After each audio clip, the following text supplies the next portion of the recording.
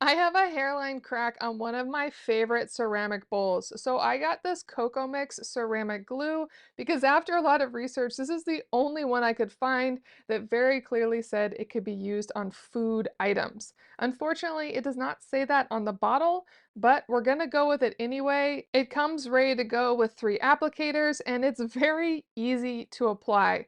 So I applied it to this super fine hairline crack. I just made sure I put some cardboard down first, and I definitely wore gloves as I didn't want this to touch me.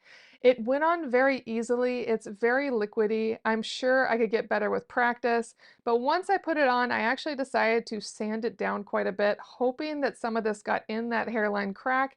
And in the end, you really couldn't tell. I've thrown this bowl in the dishwasher multiple times since I did this, and it's working great.